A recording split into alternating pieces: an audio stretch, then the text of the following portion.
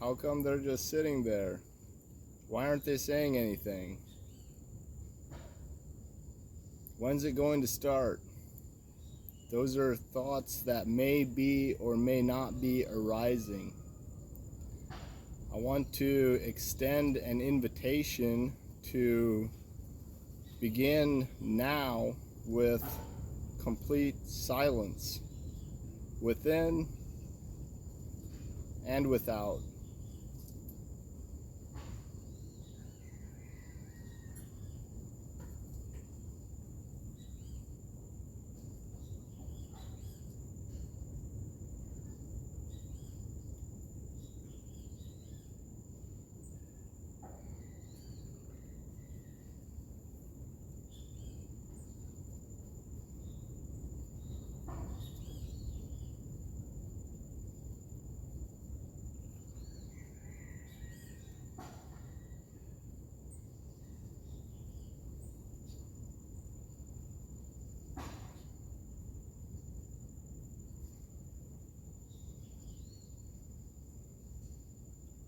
Hello and welcome to The Experience Podcast.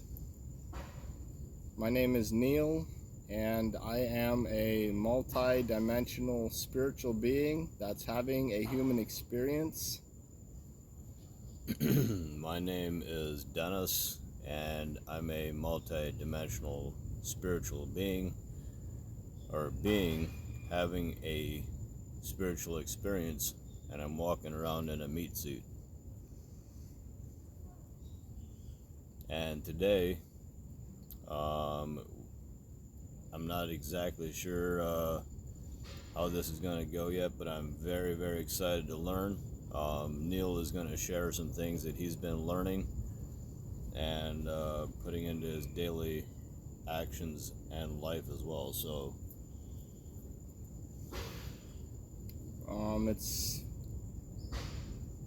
we're here filming from beautiful Costa Rica, and you mentioned things that I've been learning and incorporating, and so I want to begin by reading an excerpt from a book called Ram Dass, The Journey of Awakening, and it's a meditator's handbook. So is the author's name Ram Dass, or is that the actual name of the... That is the author. Okay. And this excerpt is called A Meditation on the Mind. To meditate upon thoughts is simply to be aware as thoughts arise that the mind is thinking without getting involved in the content, not going off on a train of association, not analyzing the thought and why it came, but merely to be aware that at the particular moment thinking is happening. It is helpful to make a mental note of thinking every time a thought arises. Observe the thought without judgment, without reaction to the content, without identifying with it, without taking the thought to be I or self or mine. The thought is the thinker. There is no one behind it. The thought is thinking itself. It comes uninvited. You will see that when there is a strong detachment from the thought process, thoughts don't last long. As soon as you are mindful of a thought, it disappears.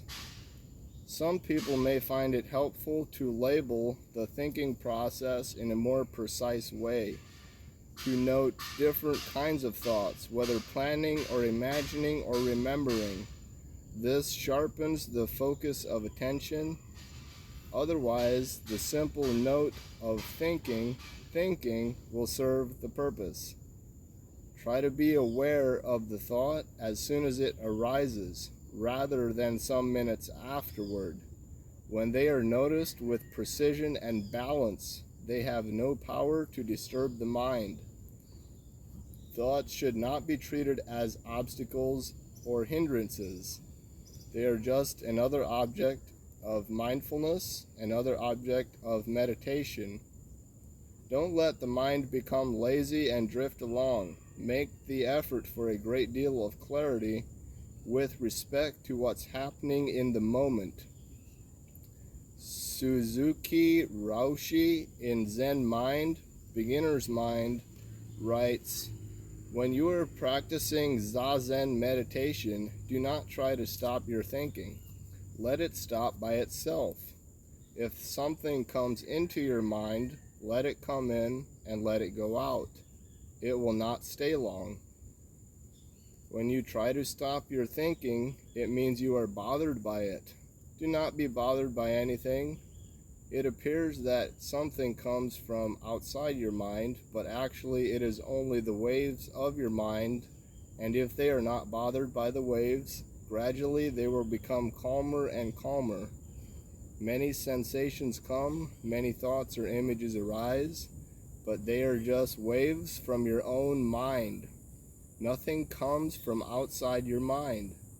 If you leave your mind as it is, it will become calmed.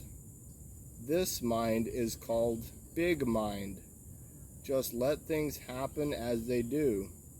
Let all images and thoughts and sensations arise and pass away without being bothered, without reacting, without judging, without clinging, and without identifying with them. Become one with the big mind, observing carefully, microscopically, all the waves coming and going. This attitude will bring about a state of balance and calm.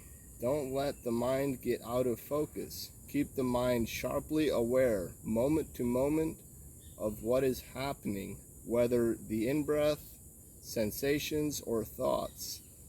In each instant, be focused on the object with a balanced and relaxed mind.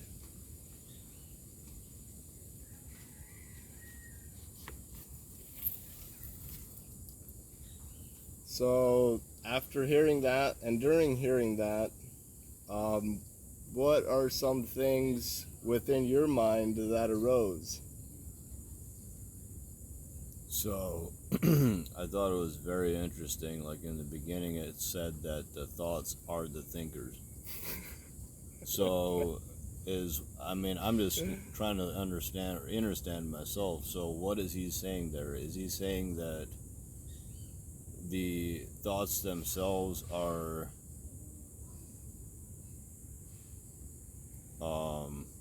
some form of energy, some form like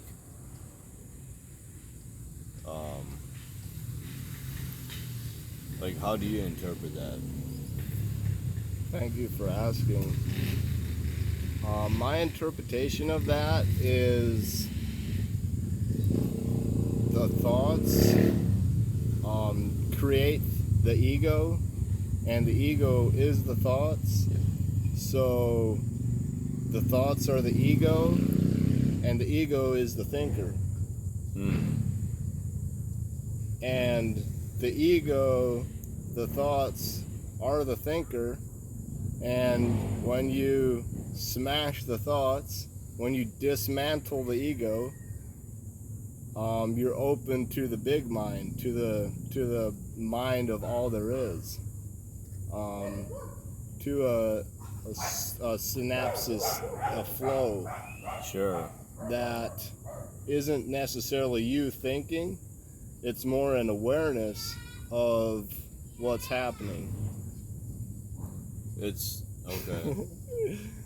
It's very interesting because as you were reading, I caught myself kind of going into this daydreaming state of, and I think it might be the environment because of all the I don't know if you guys can hear the background noises and etc. But it was as if like I kind of zenned out and you were speaking, but it was just kind of literally like because of the environment, it literally my mind started doing exactly what he was saying in the book, dude. And what were you experiencing, and what did you interpret him saying? So it was like just I really I was listening, but I was I think maybe because of all the background noise, like it just kind of got me into this meditative state while you were reading, to the point where I was I was hearing what you were saying, but I was also more of in a meditative state, I think, or I know so. Like you weren't judging what I was saying. No, not You weren't at all. trying to figure it out. No, I was just being in the moment. So it was very interesting. That's amazing. And like continuing with that, there's this thing of with words themselves. So being that awareness of like the big mind, and as soon as you put words to it and begin expressing about it,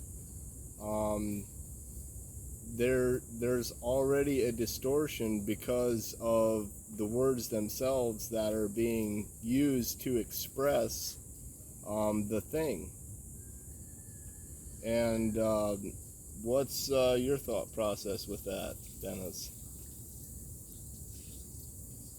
So yes, I mean, as soon as somebody starts speaking, I feel like there's definitely, and I wasn't really paying attention because I got distracted there, but You distracted yourself and used somebody else to do it. You're correct. Correct. So what was the question again? Like with the words, when we speak, like when we experience this all-encompassing, the all mind, where it's not your mind, where you're in a non-judgmental state, where you're in a loving space, and you're just being awareness of processes that are going on, the process of speaking, the process of inhaling one breath and then exhaling it again. Just when you're in that state of being that awareness, and then you begin to extrapolate it with words, the words themselves are a distortion of the experience. Yes. And my question was your thoughts on that. Yes, I do. You're absolutely correct that it's a distortion. I totally see into that. I mean, makes complete sense, because anything other than just being is not real. So, yes. Are you sure being is real? I know that me being right here, and I know that the breath of good ass prana that I just inhaled is real, and now I'm exhaling it. It feels real. It is keeping me alive. So, and in that sense, I would say that it would be real. So, and then continuing with that, like I compared this to, so like this thing of like the words being distortions. It's, there was a comparison that I brought up with this, and it was very similar to taking a picture of, so like you see this amazing sunset, or you see this like per se like a waterfall, and you take a picture of this sunset and this waterfall, and it was so incredible, like you were there, like you were feeling it, you felt the feeling of seeing it, you felt energy from the experience, and you took this picture and you show it to your friends and you show it to your family, and you're like, look at how badass this was, like this was so incredible, Like I was there, I experienced this thing, I felt it, and they're like, sweet. And the idea being that the picture doesn't do justice to the experience that you experienced. And in a similar manner, when we have an experience and when we have a dream, we're in that dream. We're there. It is real as real can be. And then you're not there anymore. And then you speak about it. And as soon as you begin to speak about it, you ask yourself, what the fuck am I even talking about? Like as in trying to recount the experience with words is a distortion of the experience itself.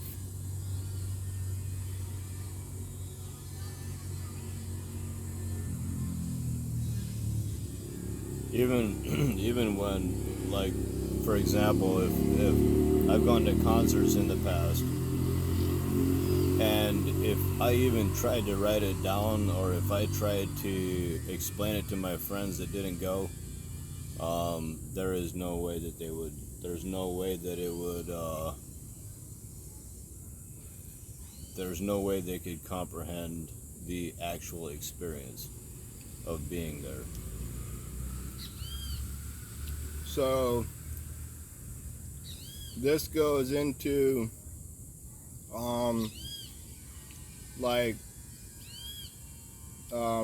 say religious texts, or speaking about God, speaking about one love. As soon as you speak about it, you've lessened and you've distorted the thing that you're speaking about. And the most accurate way of describing it is to be it and to become it and live it, and being in that space of just pure awareness. And each time a thought arises, bringing out the hammer and smashing and obliterating the thought, and getting back to that place of spaciousness, of pure love, of non-judgment, and of awareness. So I really enjoyed this. Thank you for being here. I imagine that you may have received some value from it, and if that is the case, many gracias to you.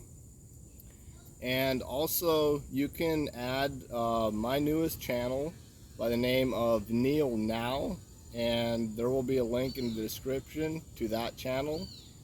And Dennis has a new channel as well. Mine is Dennis the Message, youtube.com/Dennis the Message. And you can also reach me at on Snapchat at Dennis the Message without an E behind it. So those will be linked in the description. Your time is of the infinite value for me, to the higher mind, to the higher purpose, and to you. Thanks again. I appreciate you. I love you, and stay blessed. Pura Vita.